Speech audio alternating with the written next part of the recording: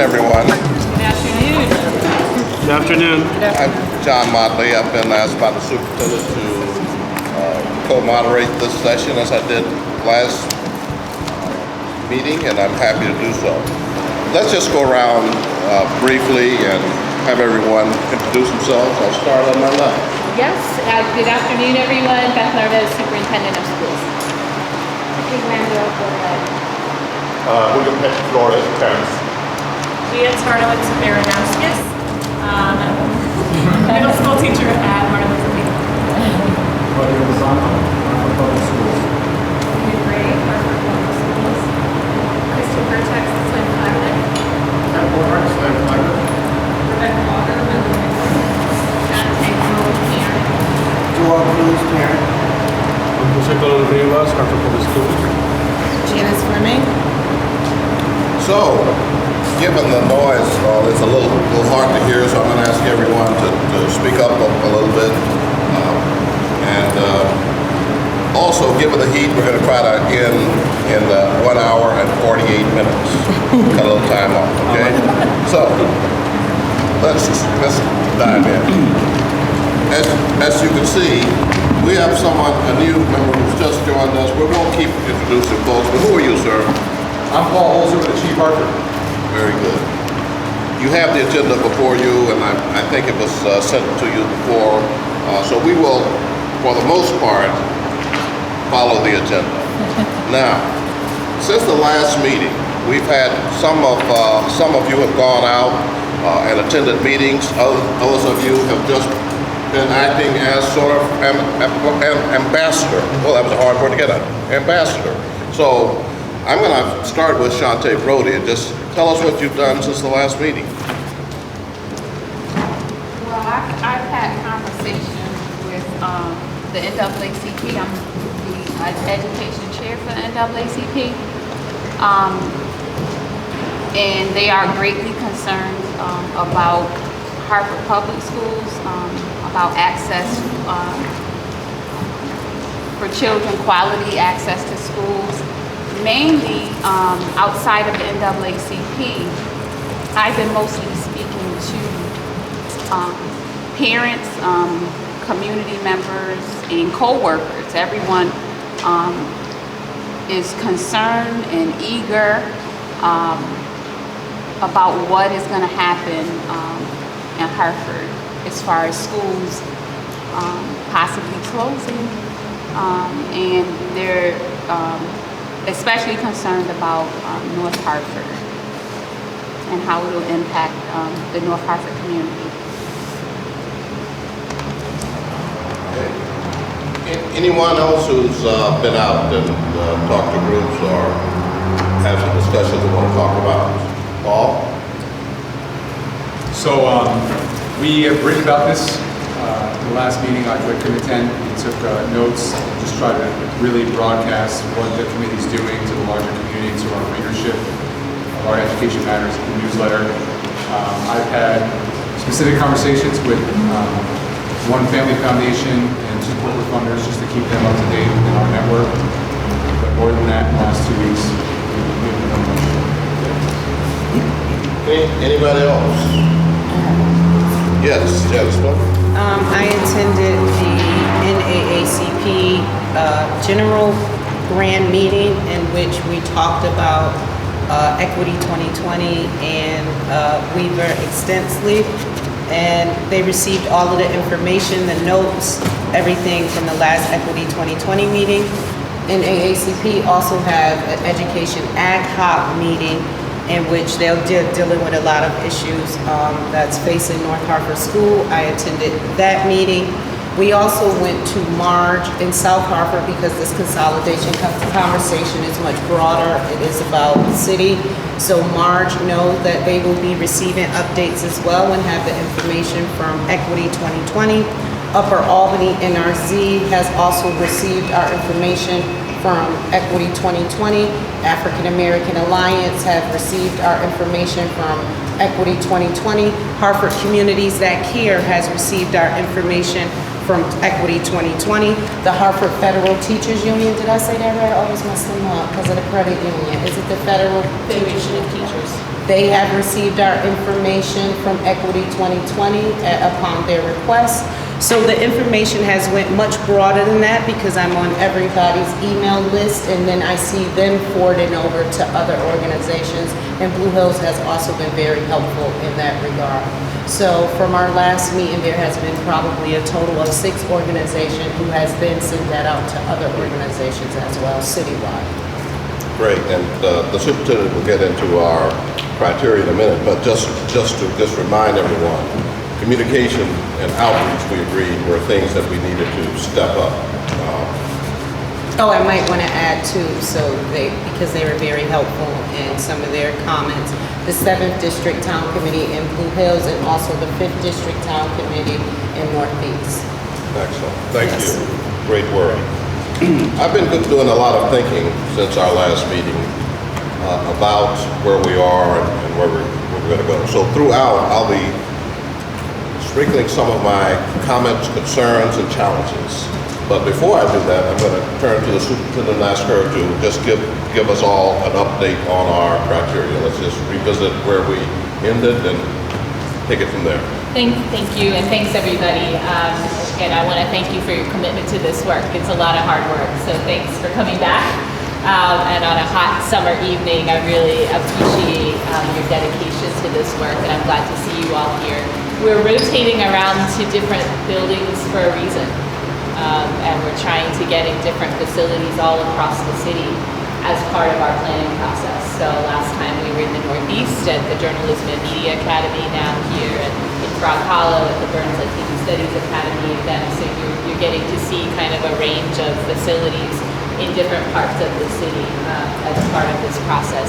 I just briefly want to remind you that we started, one of the responsibilities of this group was to start to name some criteria for making recommendations to the Board of Education, and ultimately it will help in the decision making about how we come up with our long-term plan. So it's still kind of in draft form, but just want to put this out there so it's at the front of your mind as we continue our conversations around enrollment planning. And tonight we're also going to start to take a look at the capacity of our buildings so that we can start to see what's available and then merge that with the enrollment projections.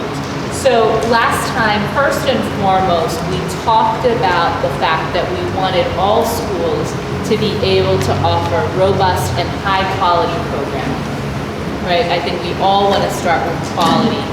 And that means in terms of curricula, academics, but other offerings, after school programming, social emotional support, enrichment, right? So the quality is not just about the facility, but also about the educational programming. And we know now that in our current state, we're spreading our resources so thin over so many buildings that we're not able to provide the kind of robust programming that we all said we want for our children. So that was the first criterion that we all brainstormed last time. The second gets to just the practicality that I talked about of being fiscally responsible, right? That we're gonna have to find the right size for the district again so that we can provide the type of quality programming that every student needs and deserves. And then we know that we can take that savings like we saw in the DC plan and put some of that back into the programming that we want for our students. So the fiscal lens is another, certainly not the only criterion, but one that we talked about as something that we wanted to look at. And then also talk about what do we do with some of the savings that we recover to make sure that we reinvest it in programming for our children. We talked about the fact that we wanted safe and high quality facilities available equitably to all Hartford Public School students. So that also gets to the conditions of buildings and really considering that as we make our recommendations. And the last piece is we wanted to maintain some flexibility. We saw that in one of the kind of benchmark plans that we looked at in other cities, so that we're able to respond to population shifts. But also the bottom line is that we want high quality neighborhood schools to to be able to sit along and exist alongside our magnet schools, our charter partner schools, and just have that be a reality, right? Full service, kind of true neighborhood community schools, high quality, sitting alongside high performing neighborhood schools, right? That's the ultimate vision, but we agreed last time we wanted to make sure that in the plan we maintain some flexibility and that there may need to be multiple phases to the plan, you know, because we're moving pretty aggressively. Remember, we compared our timeline to Philadelphia's and we're like, whoa, we're doing this in like about a third of the time that cities normally take to undergo this type of long-term plan. So we want to, again, we know we need to have something in place, a very strong part of the plan in place before we start the budgeting process, before we open up the choice process for families next year. And so there is a lot of urgency to getting this done, but just knowing that there are other opportunities we don't want to miss in this process as well. So really 4 criteria is quality programming, being fiscally responsible so that we can provide that kind of programming, high quality facilities, right, that the conditions of facilities are strong and high quality and good equitably throughout the city, and that we have some flexibility over time so that we can accommodate any changes that may come about in the city. So again, thank you for being here and for your work tonight, and I'm going to hand it back to Facilitator Motley. Any questions, comments surrounding the superintendent's remarks? Right. Okay, I have a few. Are you surprised? I'm shocked. And remember, the camera's here tonight, so I knew you'd be camera ready. So keep in mind, we have, thank goodness tonight, we have Access TV, and we're pleased that in only our 3rd meeting, we agreed to use one of the best outreach opportunities available. So thank you, Stan McCauley, for the work that you do throughout the city and keeping people informed. But keep in mind also, there are several ministers here. I won't name them. You will know who they are. Just saying, okay? But I want to just go back to the last Board of Ed meeting because questions came up concerning the Weaver plan that essentially a lot of people didn't say exactly these words, but they kind of wish that we'd had this Equity 2020 process going before we made some decisions at Weaver. I want us to be in a position that for the next big decisions we make, we help inform those decisions by the rigor of our discussions, by our thinking out of the box about even broader than we have in the last several meetings. And I want us to brainstorm some of those ideas. Some of them might even be crazy. At a certain point, I'll open it up. But this kind of a thing, let me just tell you where I'm coming from. In the last several weeks, I've looked at the websites of the Hartford Public Schools, Achievement First, Jamoki, CREC. Interesting thing is there is a common theme throughout them. All of them talk about all students. All of them talk about every student, appropriately so. All of them talk about great schools, getting our students ready. All of them say those themes. The question for us is, how do we set forth some action steps that accelerates our progress toward our goals, in my opinion? But one of the things that I'm very concerned about is this. We are facing a perfect storm. We are facing a perfect storm in that our enrollment is declining while the suburban enrollment is declining. I don't know if you picked this up in your study. If not, I'm going to give you a charge to broaden it. But the implications of those and the implications of financial issues at the state level and at the city level, in my opinion, we need to think through, as we did, some of us did, in coming up with a solution for Weaver. We figured out how to get a greater reimbursement rate from the state, which was huge. We figured out how to bring schools that would traditionally be together, how to bring them together in a way that made sense.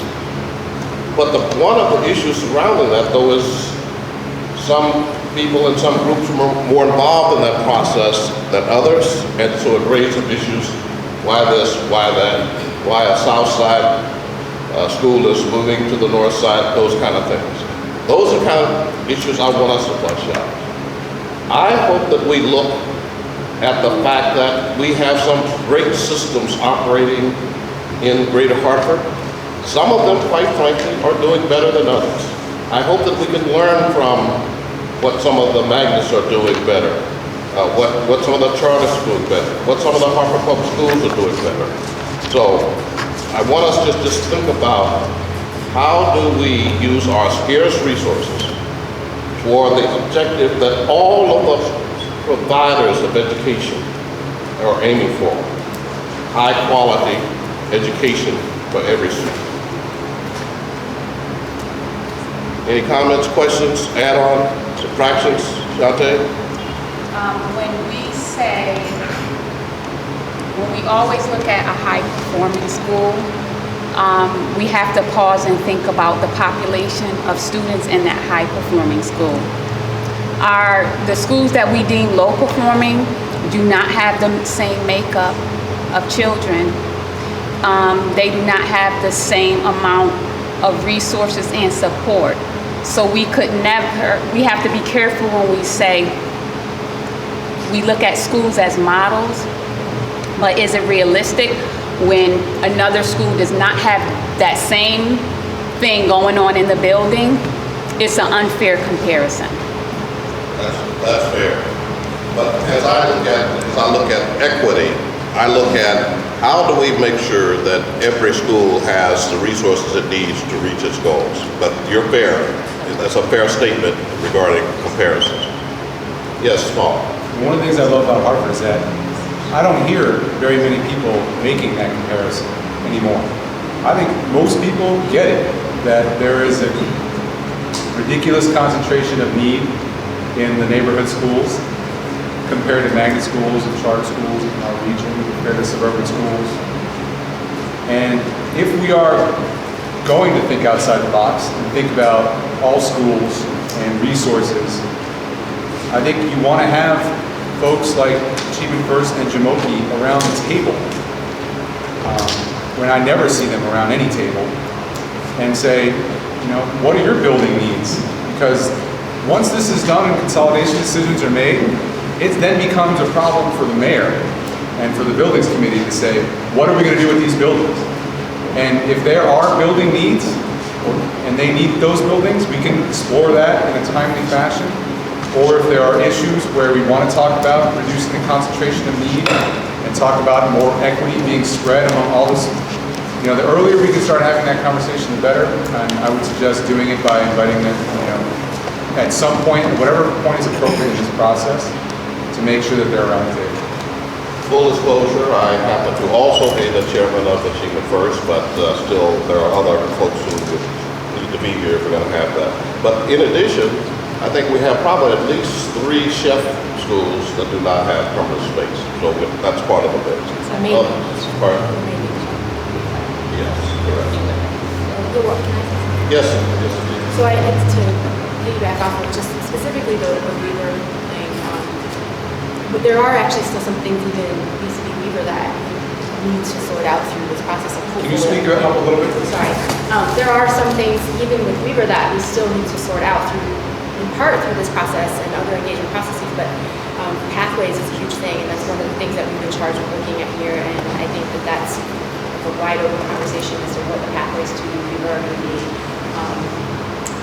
especially with the geography questions that we raised, like the half of Kinsella is now going to be in the south end and the other high school is going to be in the north end, so I just wanted to emphasize that, because I think I just don't want that to be overlooked in this process, and there's lots of other schools that we could examine and run through that lens as well. And I mean, there's the high school pathways, and then we also have pathways, pre-K pathways. So that's like my really big concern is that we look at pre-K and how we're feeding into all of our schools. Anybody else? If not, we can come back to this, but at this point, I'm going to call on McBroom, Malone and McBroom, reintroduce yourselves so that it's fresh in people's mind. Your names. So I'm Rebecca Auger with Malone McBroom, and I'm just going to touch briefly on some follow-up information from the last meeting regarding enrollment, and then I'm going to turn it over to Kim to take you through some facilities information, which is really the purpose of tonight's meeting. So we've gotten some questions about looking at where students, what types of schools students by zone are attending. So what you have here is Hartford Public School enrollments, and then this is broken down by where students live, whether they live in zones 1, 2, 3, 4. The OOD are your out-of-district students, so those are who are coming in to Hartford Public Schools from other towns. And as you can see, most of them attend your magnet schools, 96%. But what's interesting here is to look at the differences, so that Zone 1 has about 35% of its students going to Hartford Public School magnet schools. We did obtain enrollment data for open choice and CREC schools. However, we didn't get it at the level where we could do the zonal analysis. So we unfortunately cannot report on that.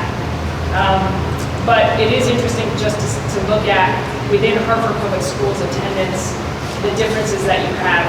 So zones 2 and 4 largely have higher proportions attending district schools, neighborhood schools, and then zones 1 and 3. But zone 1 really stands out in terms of having 35% of its students attending magnet schools and less than 50 attending a neighborhood district school as opposed to an open choice school.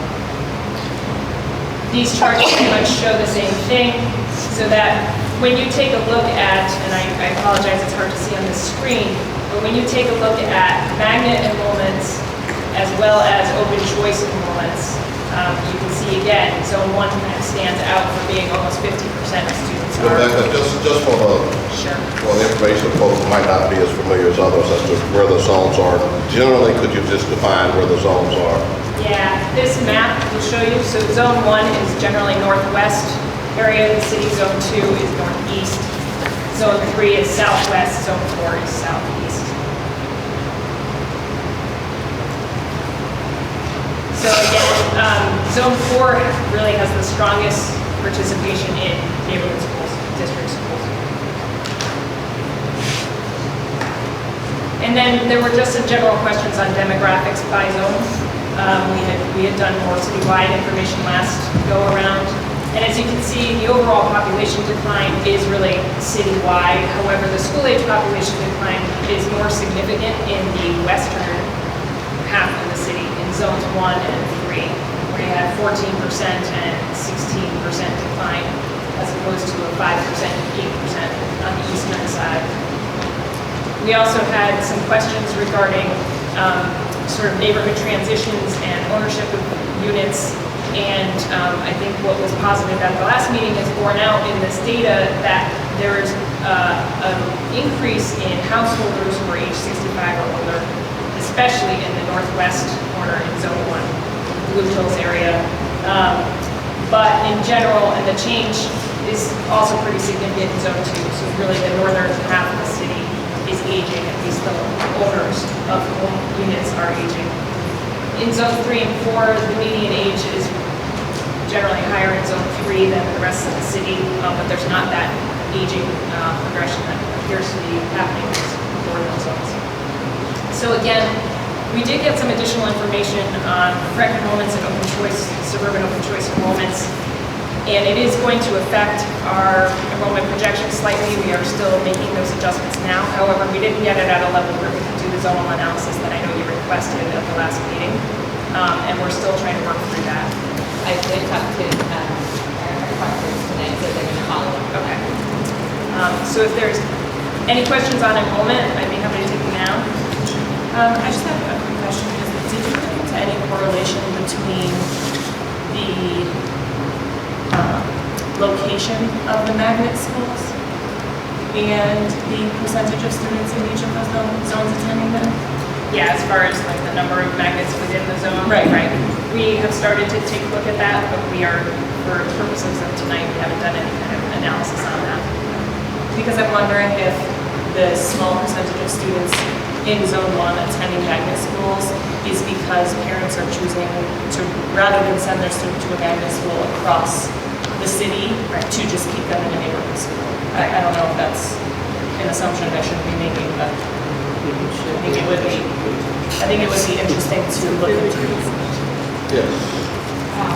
Relatedly, so I realize it's probably beyond the scope, but I guess this is probably time to raise it. Like, it seems like there is some things like market research that in terms of like why people are making the choices that they're making that could be really useful, overlaid with this information that I know is, it's a different analysis, but I think that's really missing from, well, I mean, maybe we'll get to that, but I think that's, to your point, I mean, that answer is at least like helps me interpret this data better when I have that kind of information.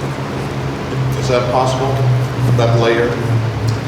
As far as why people are making those things, yeah, I think we're gonna need to tap into Resco probably more and sort of lottery information more. But as far as doing just a sheer spatial analysis of locations of magnet schools in a moment, we can do that.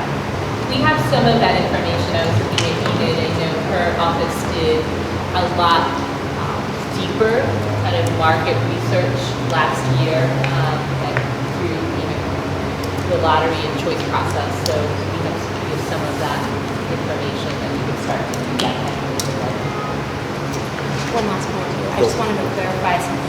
I feel like we are using different terms that I just want to make sure we all know what they mean. And we keep saying neighborhood school, and I think I learned recently that we actually read neighborhood schools as like there's actually a definition for neighborhood school. There's like district non-magnet schools, but like, or I don't even know if that's the right word, but can we get some clarification as to the terminology? So I think that also will help us interpreting some of this. So for these, what we're calling district school is a district school that is not magnet and does not have open choice into it. And then we have district open choice, and then district magnet, basically your own magnet schools is the magnet. The other is special services kinds of things, the school for the deaf. So I'm not sure if we are actually, I'm not aware of the neighborhood school definition, so maybe I'm. No, I think you have it right. I think neighborhood school is used loosely for the purposes of the lottery and purposes of the algorithm and application.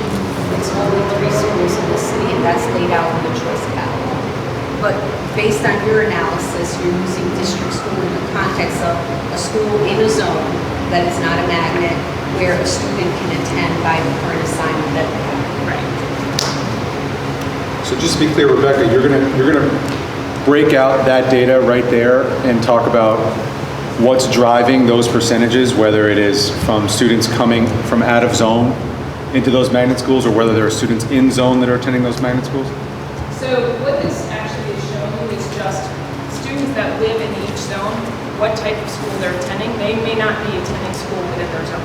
That's what I want to be clear about. Yep. Are you, in the next iteration of this, going to look at the data again and match their residency based on the geographic location of the school they attend to be able to tell us whether or not the kids attending all those magnet schools who live in Zone 1 are attending magnet schools in Zone 1 or just magnet schools somewhere else? Right, and we have, yes, we will come back to you with that. We will come back with this sort of spatial analysis of the location of the schools, who's attending them. Also the neighborhood schools though too. I'd like to see that for the student, not just like if they're attending a magnet school, their address, but also for our neighborhood schools too. If there's multiple neighborhood schools within the zone, Great I'd point. like to see like how close certain people are to whatever school they're at. So again, those we would call district schools under the definition neighborhood schools or only 3 schools? I know we feel like Burns is a neighborhood school in this neighborhood, but it's a general district school in this particular zone. Does that make sense? Is that how you have it? Yeah, I mean, The data purpose? I think what I'm hearing is you want to see some analysis on just where students live relative to the type the of school school and and the school location. Exactly. Right. Thank you, Dawn. Oh, I'm sorry. Any other questions? Go ahead. Okay, with that, I'm going to turn it over to Kim, because we're really here to talk about facilities tonight. All right. Thanks, Rebecca. So for the past 3 months, we've been working with Hartford Public Schools, primarily with Claudio and Buildings and Grounds, to obtain drawings for all the existing schools. Also, we've requested space use data of the district, and that's come primarily from principals with a rundown of how they're using the facility at this point in time, what classrooms are for what grade level, what classrooms are specialty type programs, and so forth. And as you can imagine, for 45 to 50 buildings, that's quite an undertaking. Kristen has been doing a lot of the number crunching in the background. So I'm speaking to this slide here, and so what we're looking to do is to identify classrooms use by grade and or level, or grade level and or subject, classrooms used for special ed programs, as well as specialty use classrooms in schools that have theme-based programs and so forth. We're also looking at the presence of shared spaces such as the gym, art, music, and other types of spaces like that, presence of the cafeteria, and we're also keeping in mind to look at accessibility, make sure that there's an elevator present, and if it's not, to note that as well. So all of that finer grained information is in our database at this point. However, tonight we're going to report primarily on capacity at a fairly higher level, a summary level.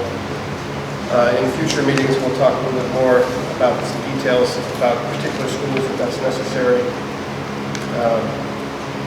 So a little bit about our process. I'm on slide 11. Just a couple snippets from some of our process. You'll see a small portion of a Excel spreadsheet and a corresponding floor plan. So what we're doing with those floor plans, we're getting either CAD files or scalable PDF files that we can use some software in our office to take an area takeoff of each individual classroom and catalog that in the Excel spreadsheet. We're also tracking the grade level of each space, as mentioned, the area, and we're also getting from the district the current enrollment this year in that classroom as reported by the principal. This year that just happened, 15, 16 right now. Yep. And that information is then used to calculate the current net square foot per seat per classroom, which is just kind of a guideline for us to look at and weigh that against a industry standard or an educational design standard for that type of space. And I'll get into that a little bit more in a few minutes. And we also track the rooms by grade level, so we can then sum the number of classrooms, for example, the number of first grade classrooms in this building, and the number of K classrooms in this building. So that's, again, the finer grain of detail that will be in the final report. It'll be most likely in an appendix, and it'll be about 1,000 spreadsheets. If anybody is interested in looking at all that detail, it will be there. We then take that information and work to develop capacities, and we look at capacities in 2 ways. We look at it by teacher contract, and this slide summarizes the classroom loading values that we use by space type and grade level for contract max. Now you'll see pre-K has 18, can float to 23, but we use 18. So if this committee feels that we need to use a different number than 18. We'd like to hear that back today. Then we've used the district standard guidelines for K through 2, 3 through 7, 8 through 12. Then the special ed for both self-contained and inclusion. And magnet schools we've loaded at 20 per classroom, and Montessori 28 to 29. Okay. If the information you receive from the school principal shows a higher number of sped classrooms, for instance, is that going to affect your capacity numbers? Yes. So the information you're providing is utilization capacity, not necessarily building capacity. Correct. Okay. Yes. And just for the committee knowledge, those pre-Ks are funded by state funds, school readiness, and they'll go over 20. So there's a mandate. So just it cannot go to 23, and the state will not actually fund those classrooms. So we get plenty of them in the district right now. So it only goes to 20?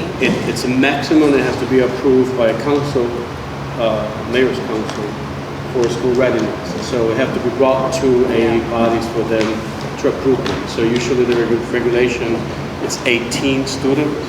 We can go up to 20. It's a ratio of 1 to 10, and that's a state regulated with licensing regulations.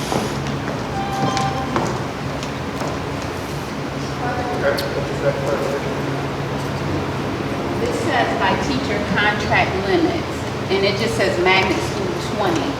It's within the teacher contract is different to the amount of children in class magnet versus other schools.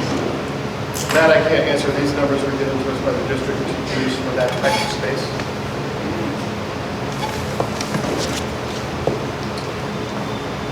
Does anybody have any information on that? These numbers are provided to us by the district. I don't know whether or not there's a difference in maximum contract for magnet schools versus not. I'm not aware of the difference in magnets. I am aware that there's a difference in grade levels. I'm not aware that magnet school has different differentiations of the number of students in class. Yeah, we should go back and take a look. I'm not sure that it was a contractual difference. This came from the Office of Talent. It was more a guideline difference.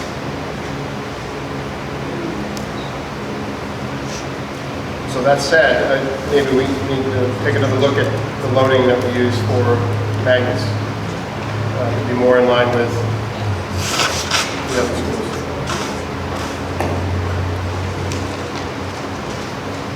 We also look at capacity by space.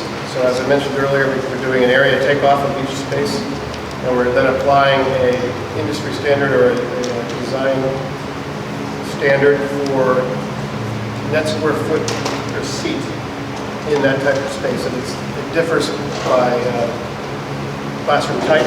So pre-K and K classrooms are going to have a different net square foot per seat value than, say, an 8th grade classroom, which would be a little bit smaller. On slide 13, there's a brief summary of some of the ranges that we use, and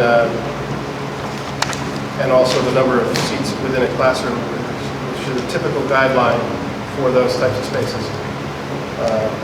And that's what we use in the spreadsheet. The design standards per seat, has that changed?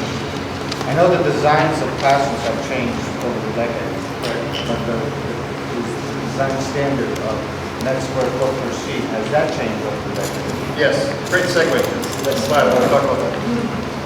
One other comment I want to make actually is that the School Construction Grants Office is actually in the process of developing net square foot per seat standards by classroom type. In the past, it's been a school, the size of the school has been defined by a certain area per student and then falls into a certain bracket of how many students are in the school. And that kind of dictates how big the building is now. They're moving toward this more industry standard net square foot per seat model, which is a little bit more focused on the experience within the space. So that's something that's going to be coming out from the BAS in the near future. Claudio's point,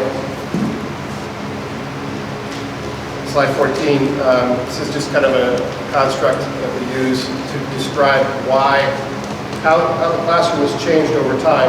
In the 60s, you could have a classroom of approximately 660 square feet and put 30 kids in there because they're all facing front and an individual desk.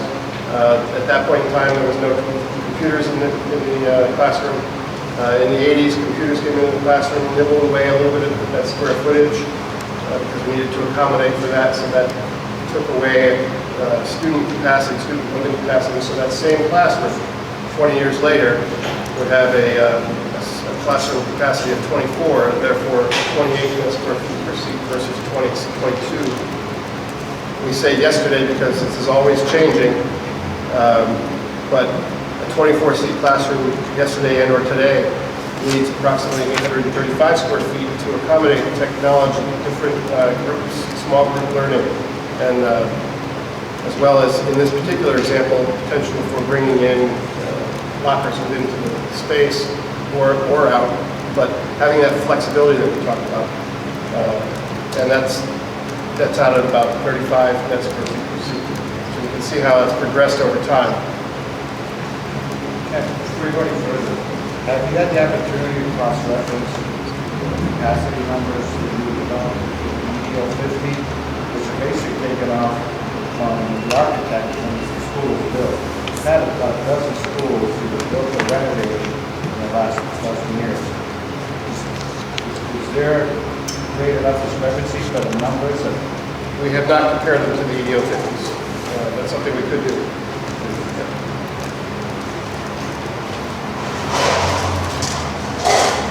So taking all of this, and I've expanded our spreadsheet view a little bit further on this slide to show you that first corner I showed you earlier. And I've circled, or put a red box around the available net square feet per seat column to illustrate that we're applying these net square foot per seat values to each individual classroom. The area that we didn't take off from the plans is then used to calculate the capacity. If you look on the other side of the spreadsheet, in the blue column, that's the capacity that we're calculating by space. So it's taking that area, dividing by the net square foot per seat, and coming up with a capacity of that classroom by the space. We also compare it to the red column, which is the capacity by contract. And you'll note in this particular case, contract value is 23. Space can support more than that. So there is that differential there, which is important to understand because that tells you that that space may be able to be used for a different program than, say, in this case, first grade, and be more space efficient, if you will. So it's that type of information that we can bring to the group as we start to do the planning component of this study, that may become important. I just have a question. Did you factor in any of these, the slide you showed before was about kind of the evolution of the classroom. Did you factor any of the theme-based pieces, you know, STEM classroom versus Montessori classroom, or were you trying to just get at a baseline in terms of classroom? We did factor in the different space use currently. So if you have a, say, maybe this isn't a great example, but a dance classroom, for example, that's going to have a different net square foot per seat or per student because of its use. And so in that regard, it's a snapshot in time. To your point, probably it's more of a utilization analysis than capacity analysis, because if you use that same dance classroom for something else in more of a classroom setting, you could handle more students. And then one last point to make in this far part of this spreadsheet. We then take that capacity and we map it to classroom grade level. So you can then, at the bottom of the spreadsheet, you'll have a summary of capacity by grade level, which I think is going to be important later on as we go into the planning component. A few assumptions and clarifications. We always need to do this just to make sure that everybody's on the same page. So these capacities that we're going to present tonight represent an average of a capacity range for the program. Right now it's about plus or minus 5%. We're hoping to tighten that up, and we need to get a little bit more information from the district to do that, and we'll talk about that in a few minutes as well. We're basing the capacities on an operating efficiency of 95%. So that math that I just told you the spreadsheet was doing, where it takes the area divided by the net square feet per seat, is then modified by 0.95 and that allows us to have a little bit of flexibility in the capacity when we do our planning. So if you have some enrollment fluctuations, the buildings can handle that. And in order to compare apples to apples, we made that same 0.95 modification to the contract values as well. Spaces excluded from the capacity calculations are shared spaces, for example, gym, art, music, computer labs. Those are spaces that are used by all students, so that's not part of the core, what we call the core capacity of the building. Special ed resource, literacy, and speech rooms, typically those are breakout rooms and don't contribute to the core capacity. In particular, science classrooms in middle school facilities, unless they're specifically assigned to a grade level, we're going to treat them in this study as shared facilities. So, for example, there may be a K through 8 school that has one or maybe two science rooms that are shared by 6th, 7th, 8th grade. Those are not assigned to a specific grade level, so they're not being calculated as part of the capacity of the school. Again, similarly, specialty program spaces shared across grade levels are also excluded. And natatoriums, of course, are not included in this right now. In some of these schools, we came across unassigned classrooms, so the space used was either it was vacant or it just wasn't assigned as a use currently by the principal. So what we did is we saw it on the plan. It wasn't necessarily on the list that came from the principal, so we counted it as a classroom if it was a classroom size space. Our kind of threshold for that was anything 400 to 500 square feet or smaller was considered to be a resource support space and or an office. Anything greater that would be 600 to 800 to 900 would be counted as a classroom. So that's kind of how we went about this initial study.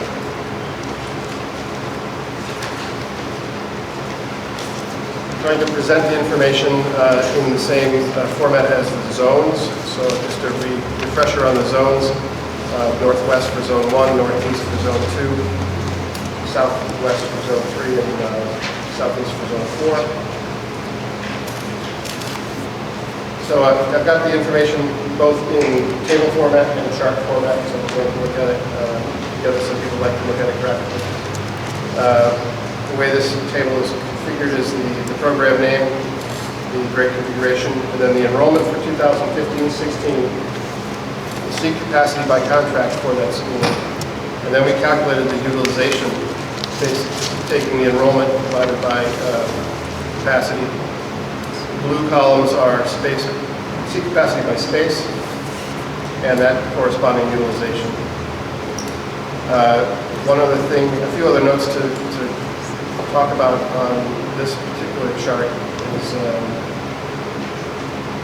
the Achievement First high school enrollment values currently exclude grade 12.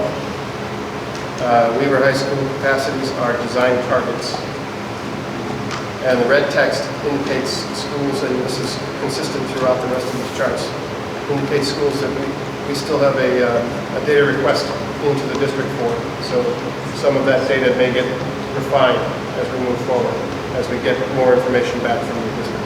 Yes, I think that would be important for people to know, because I kind of glanced through some of it, and some I was like, ooh, wait, in red, I was like, wait, that doesn't make sense. So just for people to know, because we're being very transparent with the data, this is like a first draft, and it needs to be refined. Correct.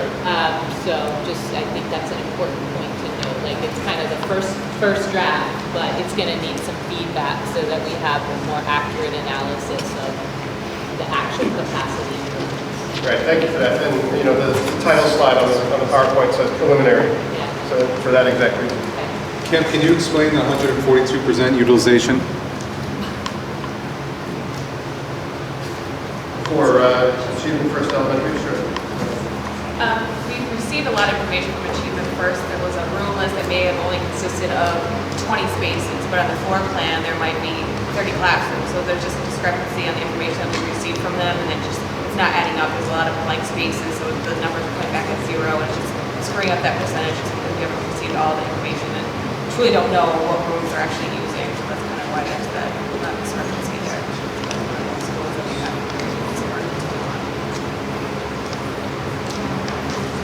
In addition to the information provided in this table, we did note that that little note on the side that there are 18 swing space classrooms that exist at Fox Middle, and we did a rough calculation of capacity for those. It's about 425 to 450 seats, and those aren't accounted for anywhere else in these program line items, so we wanted to just put that on here and account for that as swing space, unassigned space.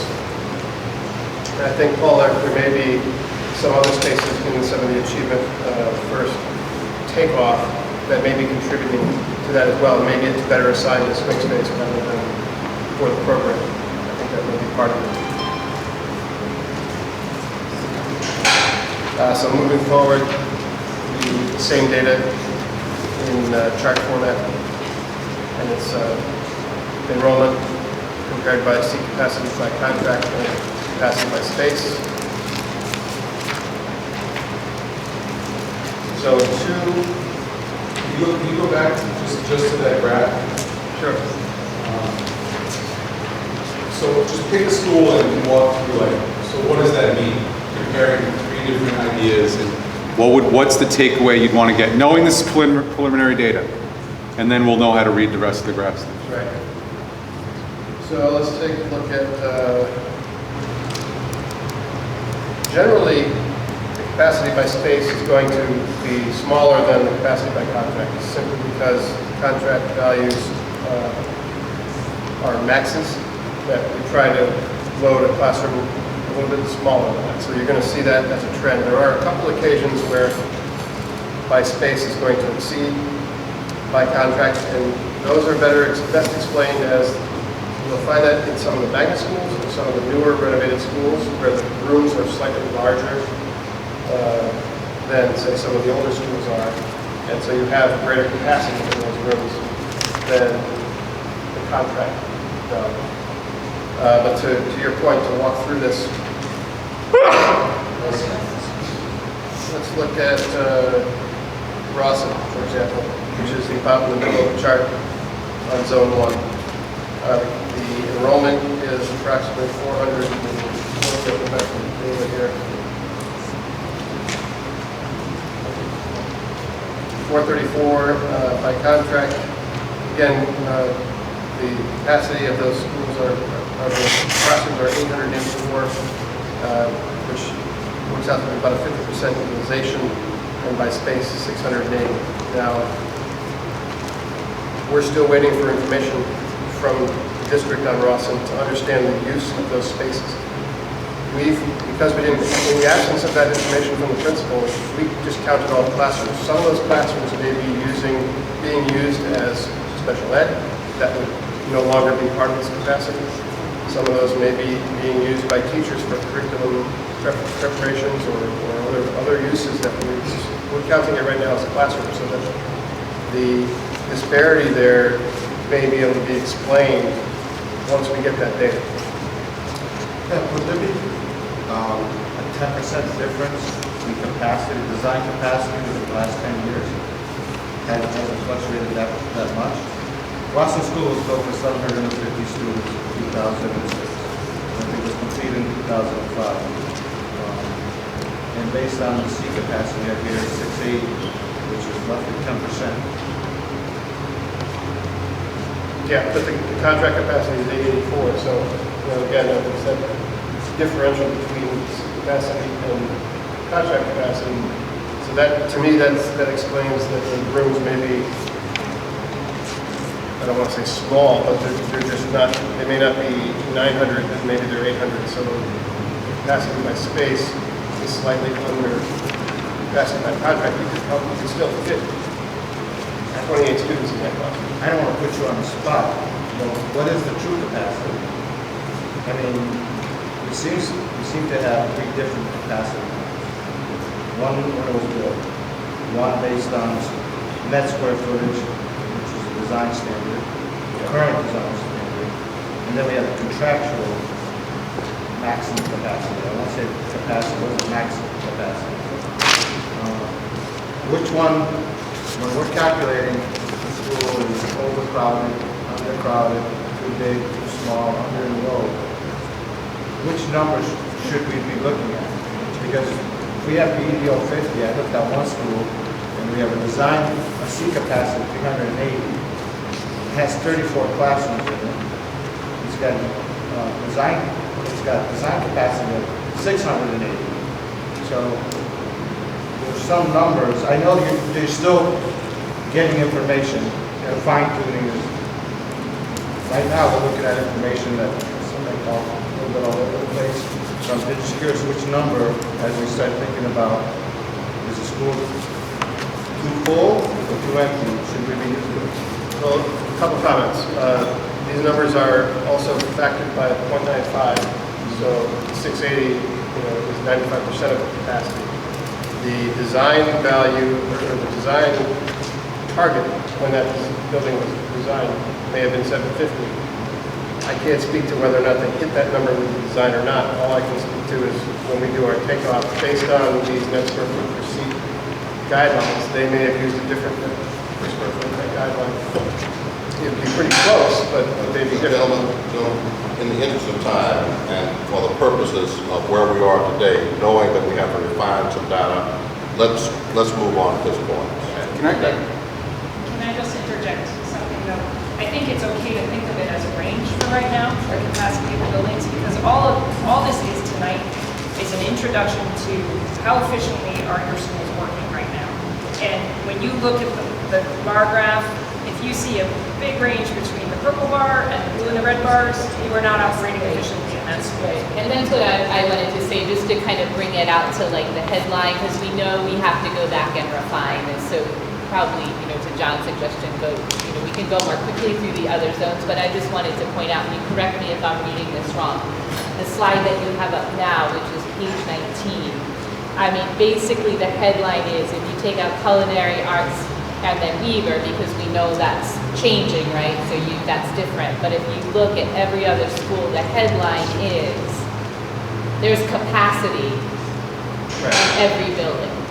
Right? The enrollment is not filling the buildings, right? To a different, lesser, greater extent, but that's the takeaway in zone 1, right? We're not filling the buildings to capacity, no matter what capacity number you're using.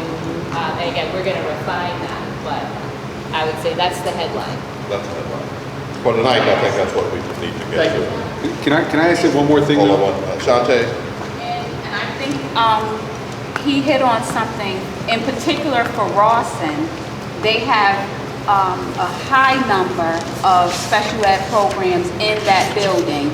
So like you said, you can't have 20, you're not gonna have even 20 special needs students in one classroom. So that, the difference between the purple and the red, in particular for Rawson, I believe is for that exact reason. They have a large number of special needs programs within that building. That could explain it. At least part of it. Can I add one thing on this before we go? So, Claudio's question, you didn't really get to fully answer it, but I'll give you my answer. Because I think it needs to be thought about now, regardless of whether this data is preliminary and it's going to be, which is, how will the decision be made? And I think it's a district decision, not a SLAM decision, for what will be the true capacity of a school, right? That has to be thought of, I say now, not later, and it doesn't need real numbers in order to figure that out. I suggest that be something, because it seems to be a district decision, not... I agree, and I think that this committee needs to talk about that 95% factor that we've used right now. Is 95 the right factor? And I think we need to think about that as a group. Does it need to be 90 to provide more flexibility as we move forward? Because if you are going to take schools offline, and consolidate, you want to make sure that you have enough capacity to accommodate enrollment levels in the future. All right. Again, we need to speed it up a little bit in the interest of time. So zone 2, I mean, we don't need to go through the details on these unless anybody has questions, but the data is presented in the same fashion in zone 2, 3, and 4. And so I won't spend any more time going through the details.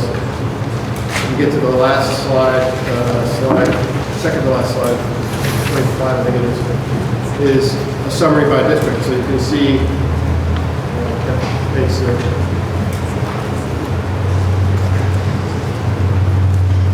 district-wide, the enrollment is about 22,000, just over 22,000 students, and the seat capacity by contract is, at least in the preliminary data, 31,700, or about a 70% utilization across the district by contract, and then by space, 27,700, 80% utilization by space. So with that, I'll just reiterate the next steps. We need to close these data gaps.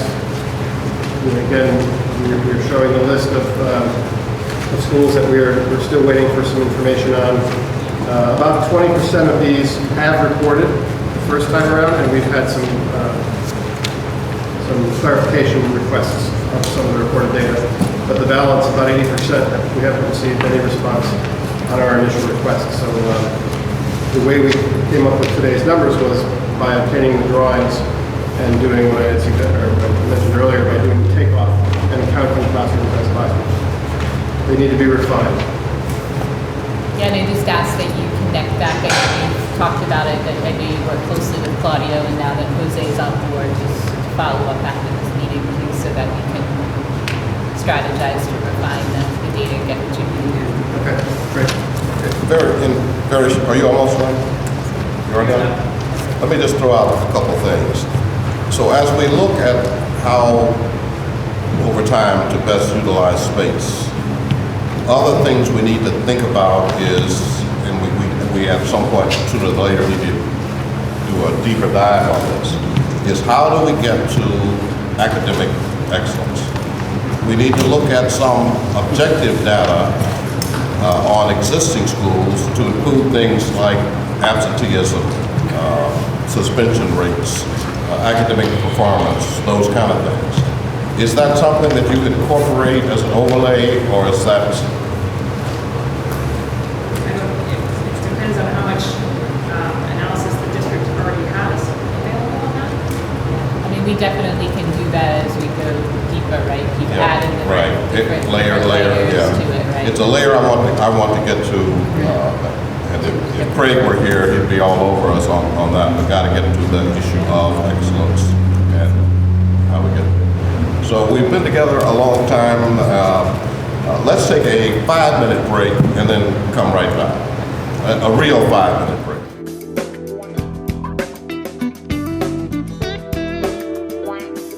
At Hartford Public Schools, we care about one thing above all: the future of our kids. That's why we're dedicated to providing all students with the knowledge and skills needed in the new global culture. Hartford Public Schools is thriving. More student success stories, more world-class facilities, more university and corporate partnerships, more amazing talent coming and staying in Hartford. This is how education is supposed to work. Welcome to Hartford Public Schools, where the future is present.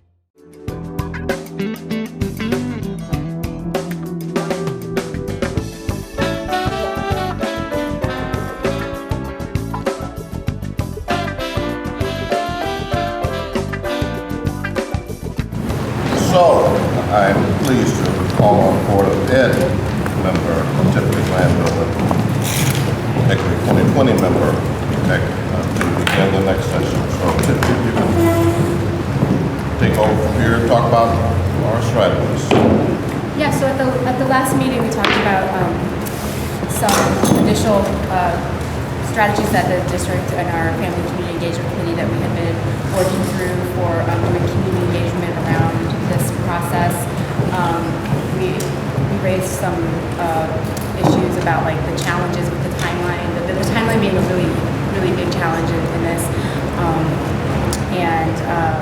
Since that, and we talked sort of about like a framework of using the SGCs, of using our NRZs, kind of what John was talking about when we initially started the meeting, of like just acting as ambassadors out into everybody on this committee, acting as an ambassador out into our respective communities and our respective organizations, just talking about it, being out there, meeting. And so since then, the Family Community Engagement Committee has, and the district have fleshed out like this a little bit more specific timeline for some of this engagement work.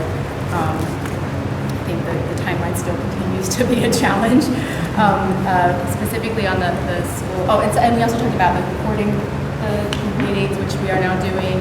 Everything from here is posted on the website. We talked about the importance of the community getting information from this committee in real time so that they can be grappling with the same data that we're looking at and forming their own ideas, because when the time comes to actually really do some of these formal engagement sessions, we want the community to be on the same page and ready to really engage, especially again given the timeline.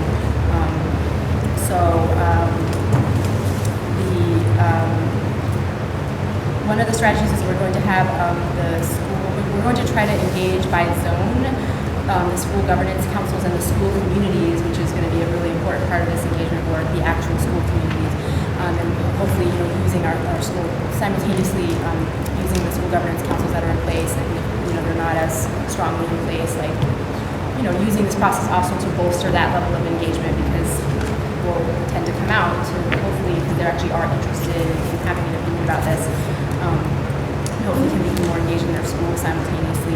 Those sessions, we're looking at doing them in September. They will be, I think we talked about them being by zone. So zone 1 and 2 together, and zone 3 and 4 together, so like the north side of the city and the south side of the city, having school communities engage together by zone around this information. And I think by then we are also anticipating that we'll have some scenarios, possible scenarios that people can give real input on. The framework, I know that was one of the ones that we've been, I think it was shared through this, was the DC framework, where there was actually like a spreadsheet that showed the initial proposals that like a similar committee like this had come up with, and then there was an engagement process where input was brought back from the community, and then the document showed the actual changes that were made as a result of the input, which I think is really important that we are able to show.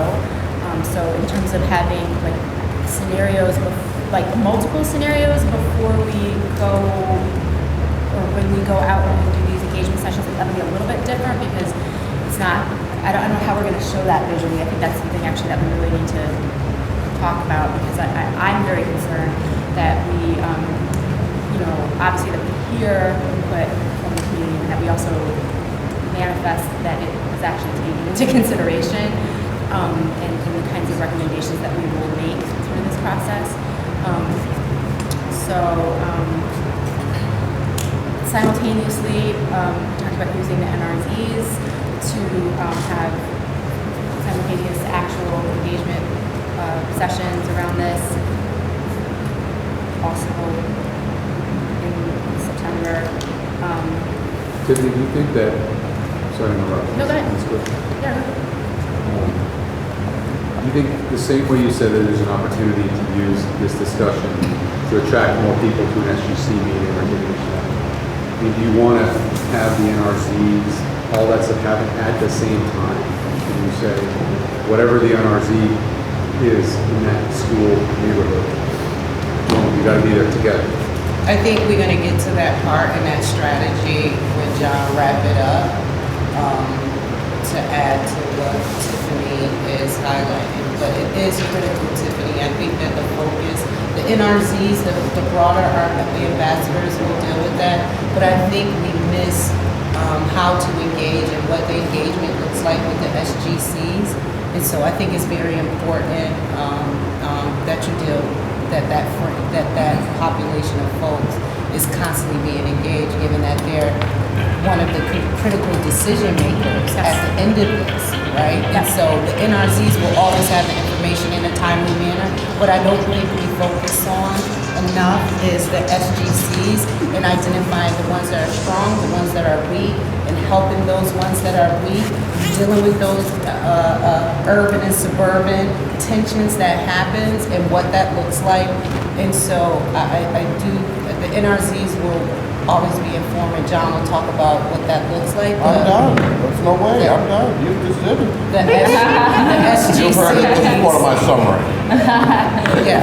Well, I mean, to your point, like the school communities. I mean, in the NRZ, I mean, like, you know, certainly in our neighborhood community schools, I mean, the NRZs presumably are, I hope they are part of that school community as well. But I mean, I think like that was certainly when we talked about this at the district level, the family community engagement committee was, we really wanted to emphasize that deeper engagement with these school communities, because they're, you're right, they're the ones that are going to ultimately have to sign off on this, and B, that you know, that's here for us. I mean, that's the people that are going to be the most affected by the decisions that we make. So, which is, so there, and there will be probably, I mean, the September timeline was sort of that broader engagement. So maybe there is, you know, opening that invitation to the NRZs and the school communities might make sense, but there will be, after that, certainly like a deeper level of engagement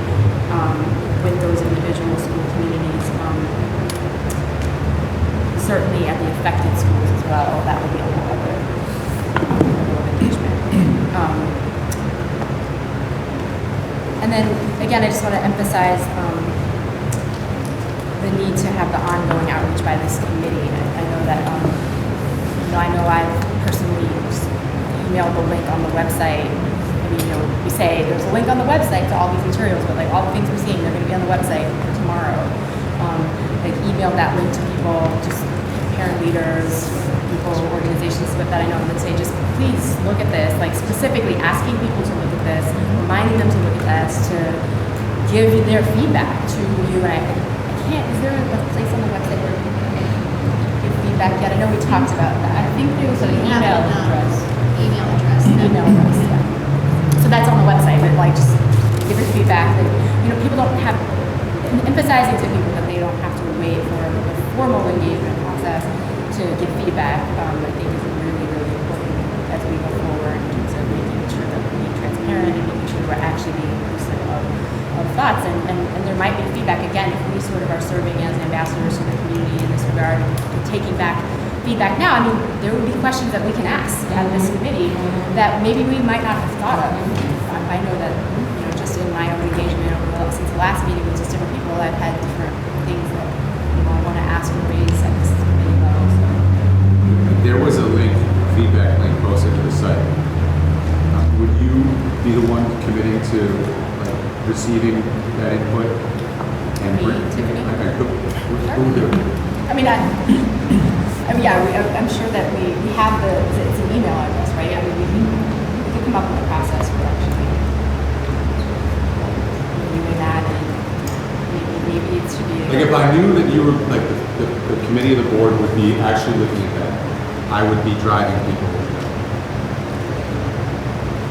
That would be so. Well, as it relates to the SGCs, I think it's going to make more sense that you meet with them in person, because what we find with as many SCGs, and I know this firsthand because I deal with a lot of community work, they're not going to be having access most of the time, Paul, because they don't have computers. And if we're having a conversation about SGCs and we're talking about NRCs, I don't really see people going to that website for that information. That's why it's on the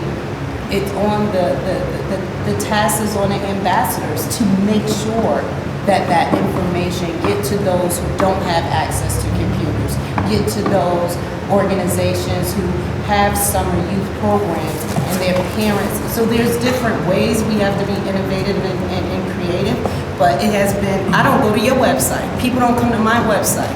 People no longer go to website, given how social media is set up now. You have to actually bring them to you.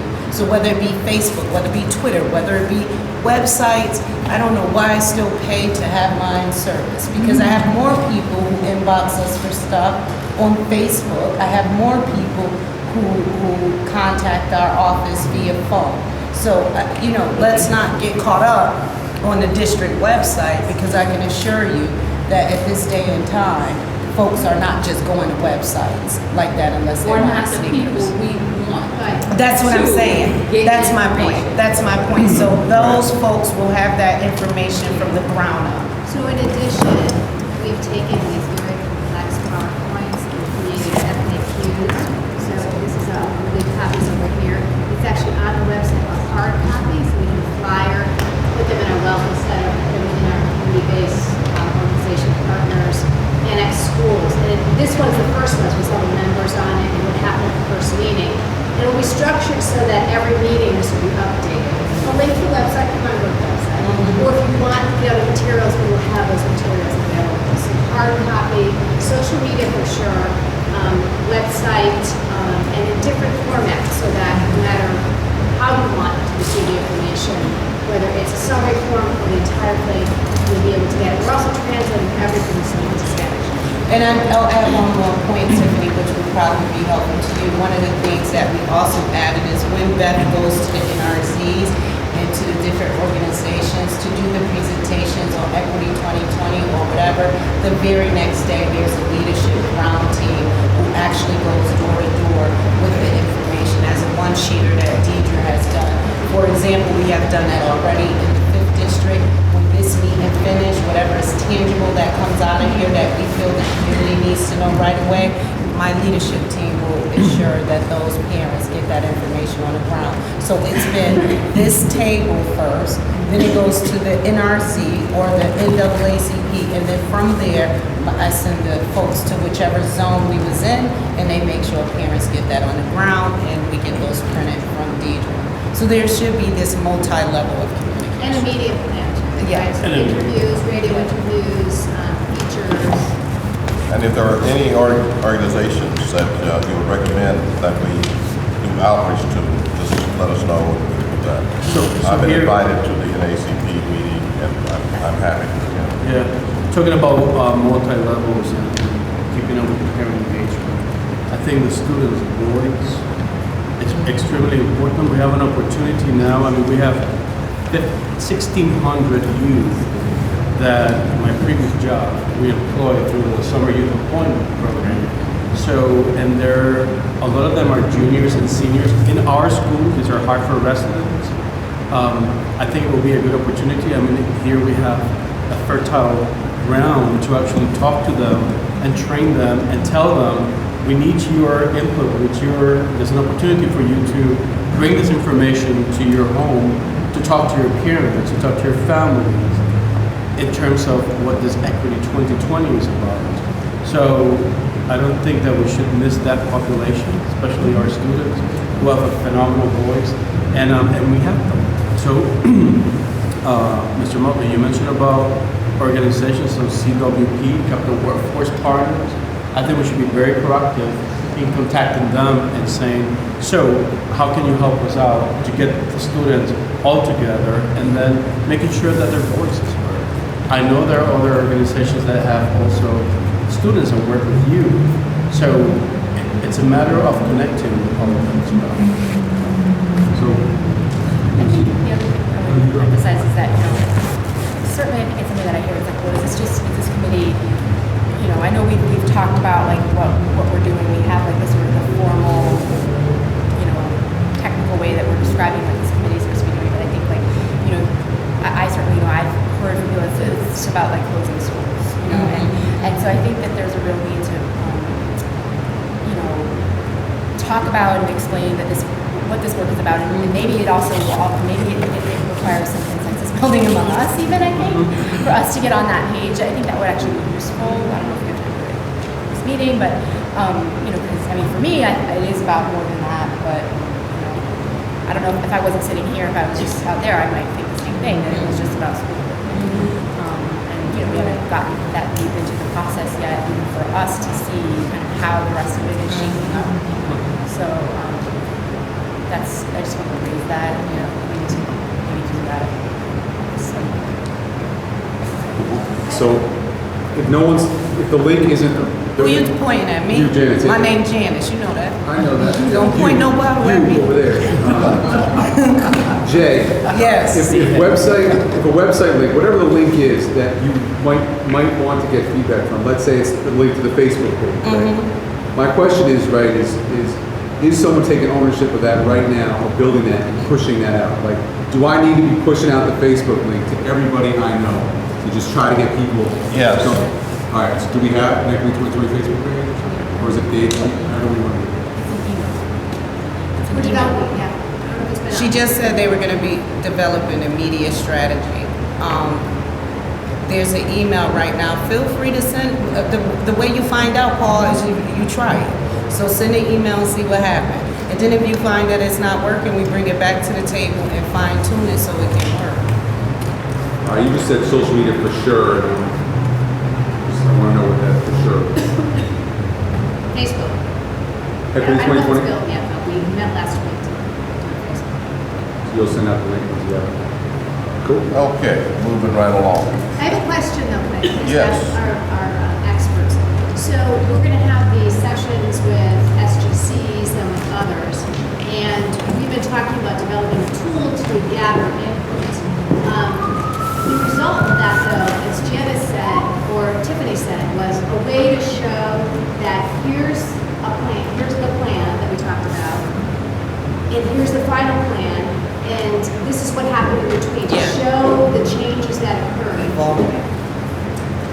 I'm trying to figure out the link between when we are having these SGCs with us doing that and taking notes with us, are we taking notes and then we're taking the input and having it reflected in the final plan? You see the DC plan, it's actually gray, it shows original and final. How do we do that? There has to be some transmission of notes from you to us so that we can reflect. And the way we've done it in other communities, they have set up an email account. We've taken in emails and tried to just sort of categorize what the commentary is and get the general direction.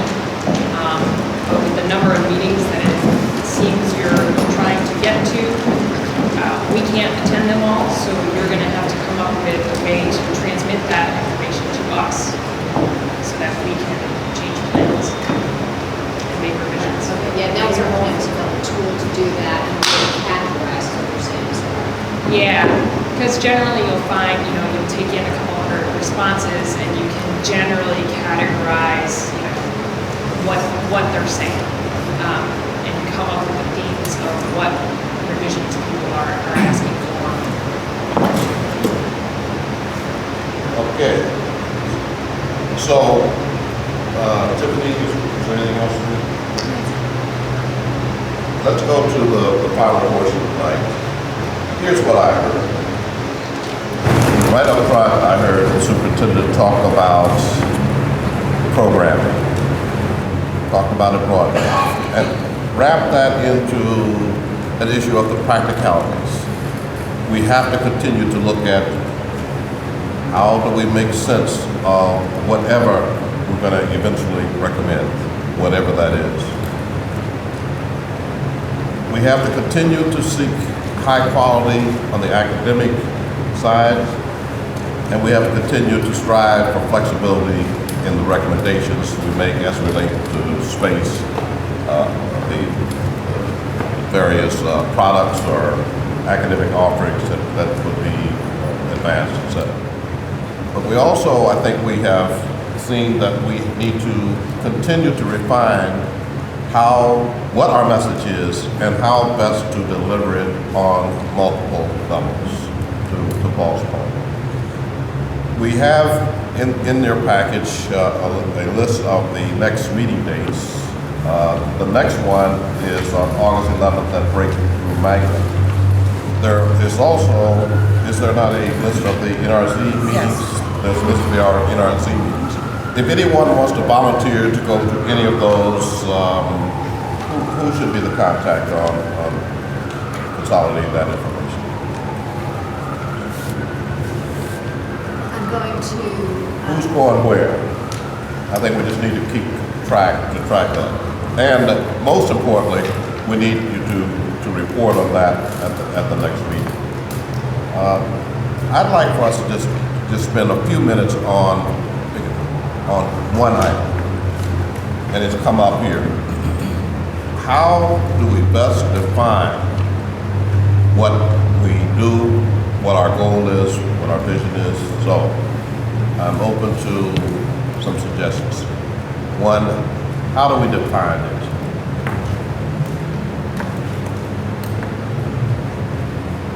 Anybody?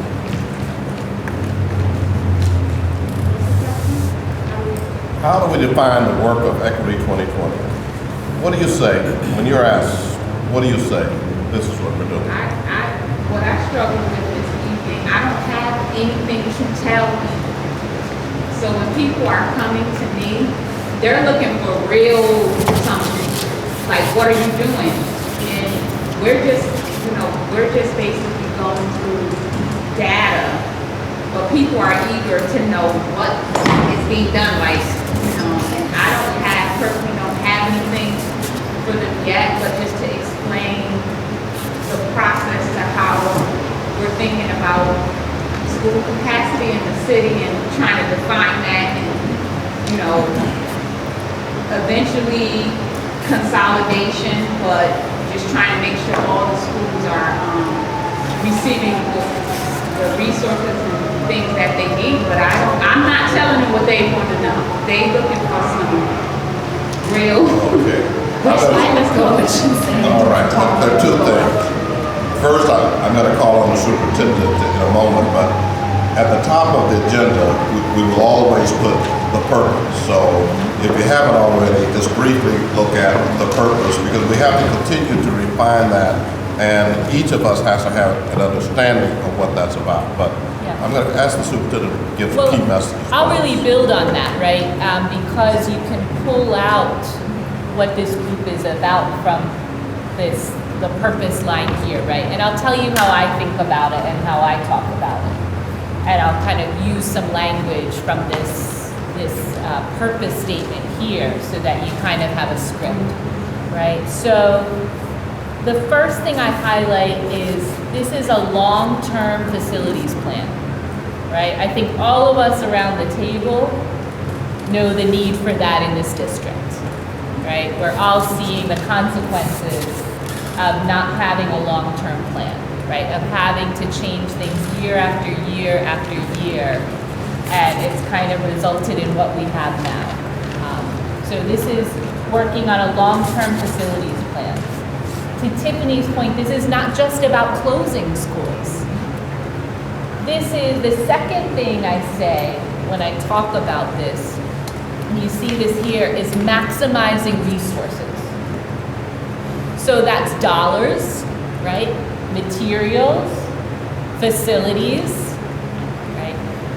Program opportunities, staff. It's really every resource that we bring to bear for the education of children. And it goes back to one of the things I said at the start of the meeting. Because remember, you have to build the case for this, right? So right now, we're stretching our resources so thinly, right, that we can't provide the robust education we want for every child in every school, right? It's uneven right now. So that's the equity part, right? And, the last thing I talk about, and I said it at the beginning of the same series, right? The equity piece, right, is making sure, it's kind of my original vision for this district, right? Every school is high performing.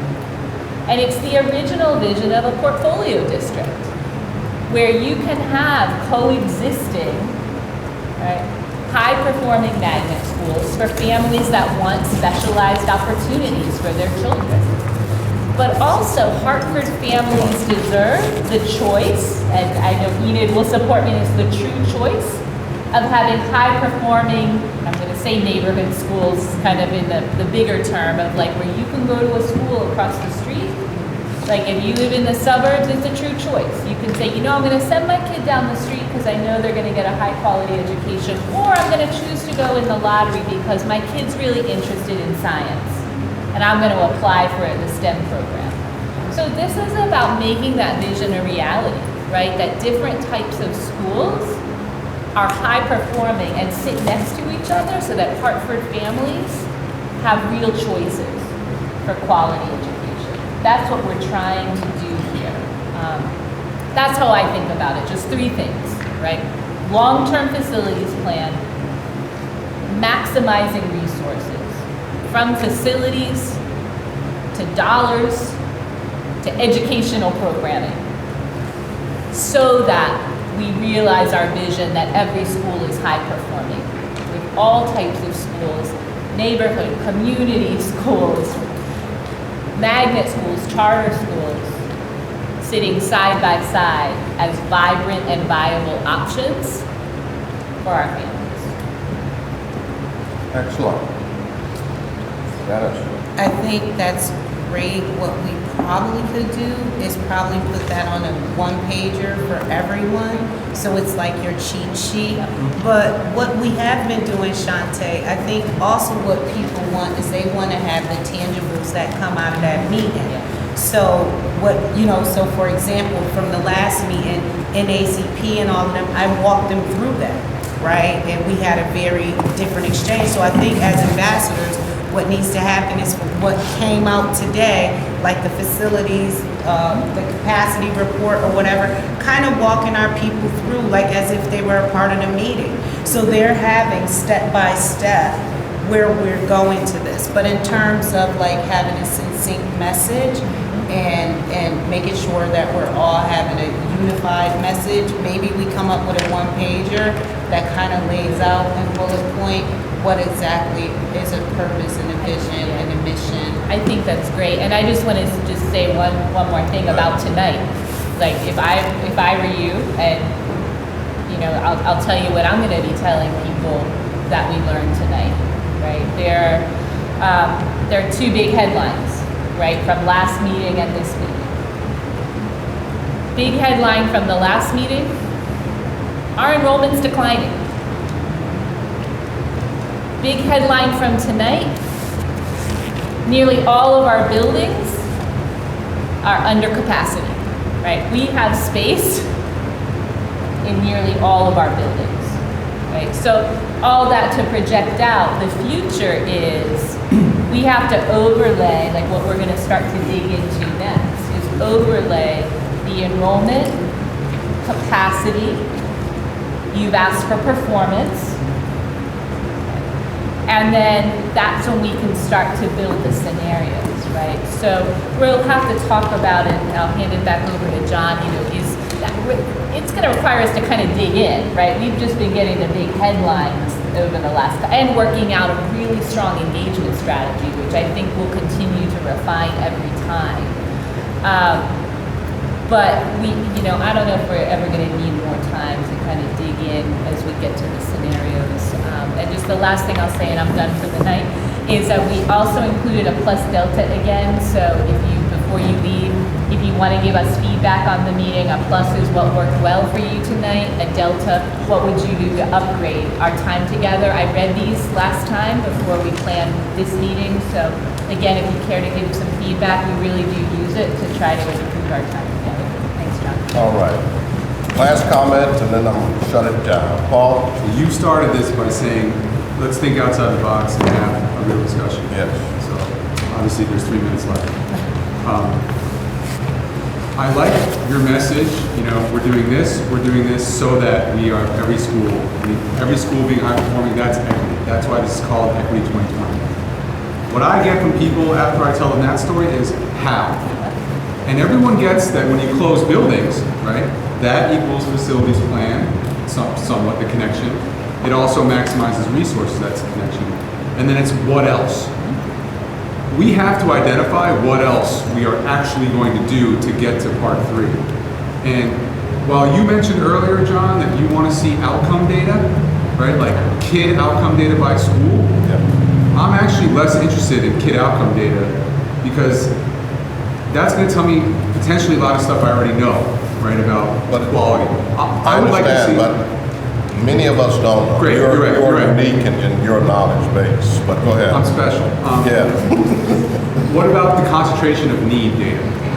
You look at the concentration of need in every school, then you're having an equity conversation, and then maybe we're talking about some things that are a little more bold and outside the box that relate to the need to really spread kids, not just into buildings where they can fit better, but where buildings where there is a different concentration of need that would allow them to be that great school and for us to achieve that. Right, like is that a full service community school model, something like that to address concentration of need? So that can be a fourth overlay, right? Performance, but also concentration of need. I'll take that from you. Okay. Sean talked about that exact thing during the break, so thank you for adding that. Does anyone else have anything in that same realm that they want us to dig into the next round? I just wanted to go back to what I was saying about like the market analysis and choice around choice. Like I think that's a fifth, maybe it's a fifth overlay, but it's part of the discussion as well. I mean, I think, you know, because we have, and again, maybe it's on the table, but like we have a all choice system. Like that's a pink elephant in the room if we don't talk about why people are potentially making choices that they're making or not choosing. Will speak to what they think of as quality. And I want to even go further than that and to explore how can we blow up some of the givens.